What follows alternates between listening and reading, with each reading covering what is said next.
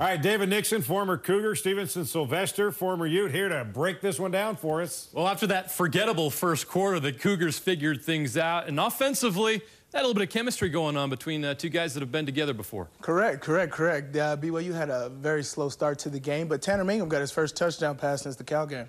Yeah, this was an important play for Tanner Mangum to get his confidence going. What we see here is Talon Shumway does a great job of pre-snap aligning. He gets right on the outside of the numbers, allows about 6 yards, and gives Tanner Mangum enough room to where he starts doing a little post. He's going to look back inside. He gets the DB going, and he's going to come right back to the corner. If you recall, he did this against Wisconsin for a big first down. Exact same play.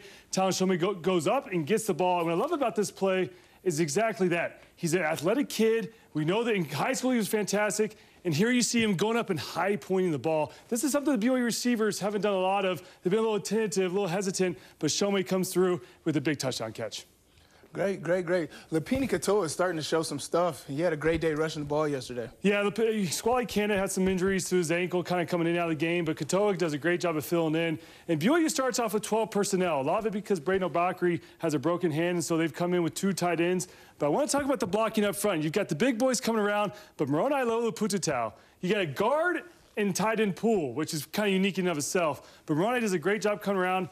Gets the head on the linebacker and springs Katoa loose. I mean, Katoa's untouched for a touchdown. So if you're Katoa, Lopini Katoa, you got to go to your big boys and tell them thank you. Thanks for giving me the end zone. Right. And then on his other touchdown today, he had some really tough running.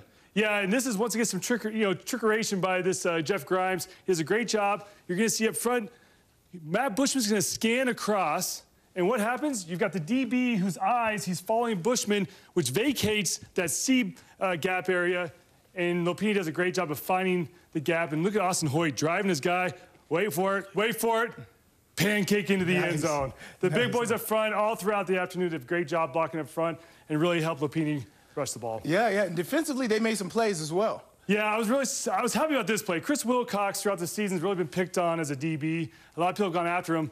Known not to be that physical, but this play in particular, 9 yards. He starts his drop. He's doing like a quarters drop. He sees the ball release. He does a great job, put his foot in the ground and breaks on the ball. By the time the ball gets to the receiver, he's right there for a big tackle for loss. He had 2 tackle for losses on the afternoon. But this is something going into this week against Washington. The DBs are going to do a great job of tackling an open field. Great. The defense was swarming yesterday. 4 turnovers. Here's one of the forced fumbles. What was key on this one? Yeah, this is late in the game, so you had some of the second and third stringers in, but it shows you the effort that Elisa Tuiaki and Klein Sataki have taught this BYU defense. And Austin Kafensis, a guy who was a quarterback, running back, now safety, comes in and does a great job putting his head on the ball. You see the guys swarming. But watch this hit.